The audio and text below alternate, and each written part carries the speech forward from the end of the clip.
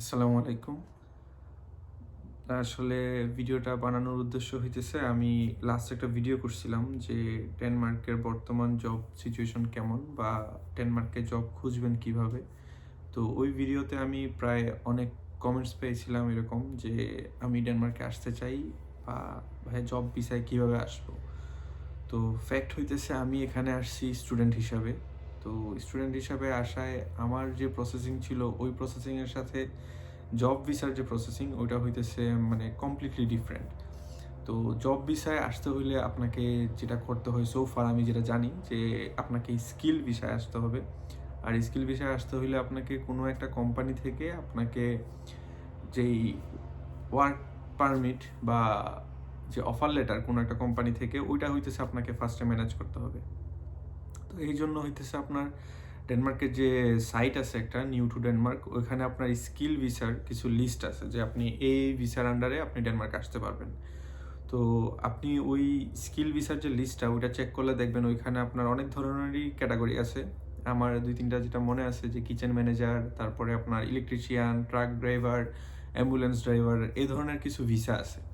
তো ওই ভিসা যদি ওই স্কিলের আন্ডারে যদি আপনি কোনো অফার লেটার কোনো কোম্পানি থেকে ম্যানেজ করতে পারেন তাহলে হইতেছে আপনি ওয়ার্ক পারমিটে এখানে অ্যাপ্লাই করতে পারবেন। সো ফার আমি যেটা জানি, কারণ এই ব্যাপারে আমার এত মানে ঘাটাঘাটি করা হয় নাই।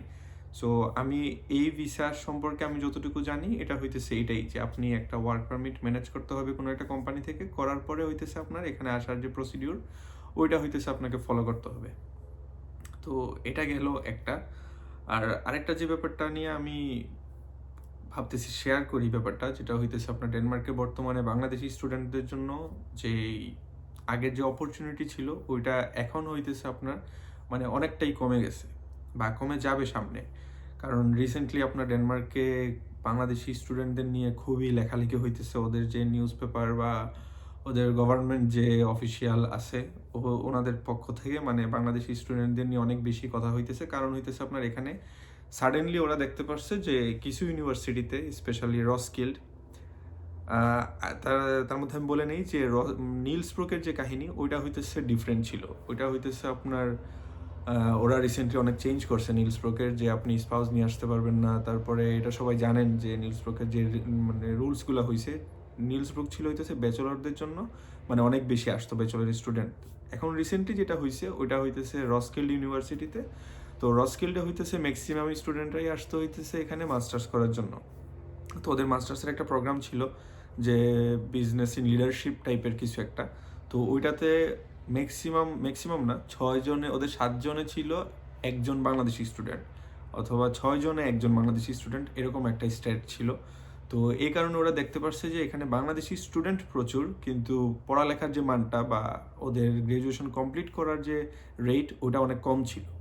তো এই কারণে ওরা ভাবতেছে বা ওরা ধরতে পারছে যে আমাদের এখানে আসার যে ইন্টেনশনটা ওটা হইতেছে আমরা এখানে মানে ওদের লেবার মার্কেটে আমরা ঢুকতে চাই, বাট আমাদের পড়ালেখা শেষ করার যে ইন্টেনশন ওইটা হইতেছে আমাদের নাই। তো ওরা এই ব্যাপারটা মানে ওরা ধরতে পারায়, যদিও এটা মানে ডিনাই করার কিছু নাই, ওইটা কিছুটা সত্যি। কারণ আমরা এখানে আসার পরে আসলে সত্যি কথা যেটা যে আমরা টিউশন ফি ম্যানেজ করার জন্য আমাদের আসলে প্রচুর কাজ করতে হয়।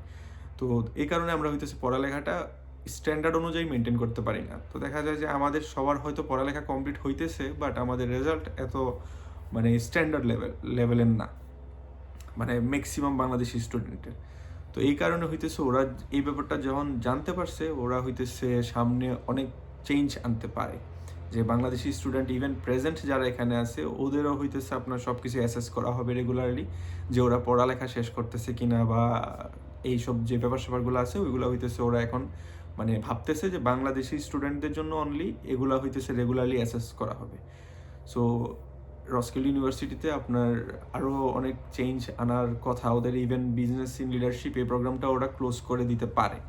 তারপর ওদের একজন রিজাইনও করছে, ইউনিভার্সিটির একজন, প্রেশার পইরা। কারণ হইতেছে এত বেশি নিউজ আসতেছিল যে মানে ইউনিভার্সিটিকে এক প্রকার দোষ দেওয়া হয়েছে যে ওরা ফরেন স্টুডেন্ট আনতেছে ওদের যে ফান্ড ওই ফান্ড বাড়ানোর জন্য, যেখানে আসলে এটা ঠিক না যে আপনি ফরেন স্টুডেন্ট আনতেছেন অনলি বিকজ আপনার ফান্ড বাড়াতে হবে এই কারণে। তো এই কারণে ওরা স্টুডেন্টদের অফার লেটারও হয়তো বেশি দিয়েছিল। সো এই কারণে এখন বর্তমানে ডেনমার্কের সিচুয়েশন বাংলাদেশি স্টুডেন্টদের জন্য খুবই টাফ হইতে যাইতেছে সামনে, কারণ যখন একটা জিনিস হট টপিক হয়ে যায় একটা জায়গায়, তখন এটা নিয়ে ওরা অনেক চেঞ্জ করে অ্যাটলিস্ট ওদের অপোজিশন পার্টি যারা আছে ওদের দেখাইতে হয় যে আমি যেহেতু এটা ধরা পড়ছে আমি এখন হইতেছে এটার কিছু চেঞ্জ করতে যাইতেছি। সো এই কারণে এটা ভুগতে হইবে আলটিমেটলি আমাদেরকেই। তো এই কারণে আসলে এখন ডেনমার্কের সিচুয়েশনটা এমন হয়েছে যে আপনি যদি একমাত্র এখানে পড়ালেখা করতে আসতে চান, বা আপনি যদি এটা ইনশিওর করতে পারেন যে আমি পড়ালেখাটা শেষ করব, তাহলে হইতেছে আপনি ডেনমার্কে এখন আসাটা বুদ্ধিমানের কাজ। কারণ আর না এমন হইতে পারে যে এখন যারা নতুন যারা আসবে ওরা অলওয়েজ একটা অবজারভেশনের মধ্যে থাকবে যে ওরা আসলেই কি লেবার মার্কেটেই ঢুকতে আসছে নাকি পড়ালেখা করতে আসছে। তো এইসব ব্যাপার নিয়ে ওরা হইতেছে এখন খুবই স্ট্রিক্ট হইতে যাইতেছে। সো সো এটাই হইতেছে মানে আপনার প্রেজেন্ট সিচুয়েশন। তো আজকে ভাবলাম যে আমি ২টা টপিক কভার করলাম এই ভিডিওতে। একটা হইতেছে আমার অনেক কমেন্টস আসতো যে ভাই আমি ওয়ার্ক পারমিটে আসতে চাই, বা কিভাবে আসবো, বা প্রসেসটা কি, বা আমাকে হেল্প করেন। তো এটা হইতেছে আসলে আমার হেল্প করার কিছুই নাই, বা আমারও আসলে ইন্ডিভিজুয়ালি সবাইকে বলারও কিছু নাই যে আপনি এটা করেন ওইটা করেন, কারণ এখানে কার কি স্কিল আছে I have no idea. So এখানে আসতে হইলে যেটা ওই সাইটে নিউ টু ডেনমার্ক ওয়েবসাইট আছে, ওখানে স্কিল ভিসার কিছু লিস্ট আছে। তো ওই লিস্ট থেকে যদি দেখেন যে কোনো ক্যাটাগরিতে আপনার স্কিল আছে, তাহলে হইতেছে আপনাকে নিজে ওই স্কিলের আন্ডারে ডেনমার্কে দেখতে হবে যে কোনো কোম্পানির জব সার্কুলার আছে কিনা। তখন ওইখানে যদি আপনি জবে অ্যাপ্লিকেশন করে অফার লেটার পান কোম্পানি থেকে, তখন কোম্পানি আপনাকে বলবে যে ওরা আপনাকে ওয়ার্ক পারমিট দিবে কিনা। তখন হইতেছে আপনি ওই যে প্রসিডিউর আছে ওখানে কিছু ফর্ম ফিল আপ করে, তারপর হইতেছে আপনার যে ফর্মালিটিস আছে ওগুলো মেনটেন করে, তখন হইতেছে আপনি এখানে ওয়ার্ক পারমিট ভিসায় আসতে পারবেন। তো এটা গেল একটা। আর আরেকটা হইতেছে প্রেজেন্ট যে সিচুয়েশন, সেটা ডেনমার্কের মানে বাংলাদেশি স্টুডেন্টদের জন্য খুবই ডিফিকাল্ট হইতে যেতেছে সামনে।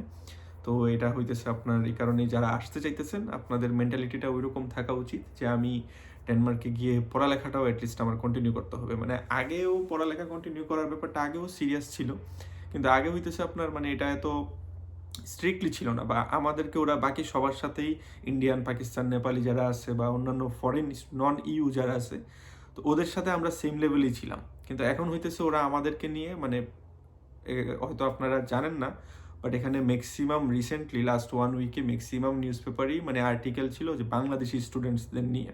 তো এই কারণে আমরা হইতেছি এখন ওদের কাছে একটু মানে ওরা আমাদের অন্য চোখে দেখা শুরু করছে। সো এই কারণে এখন যারা আসতে চাইতেছেন আপনাদের হইতেছে মানে মেন্টালিটিটা ওইভাবে সেট করে আসবেন যে আমি যতই কাজ করি বা টিউশন ফি আমার ম্যানেজ করা লাগুক না লাগুক, আমার পড়ালেখাটা আমাকে অ্যাটলিস্ট মানে সমান তালে চালায় যেতে হবে আর কি। তো এটাই ছিল আজকের আমার বলার আর কি। ধন্যবাদ সবাইকে। আল্লাহ হাফিজ।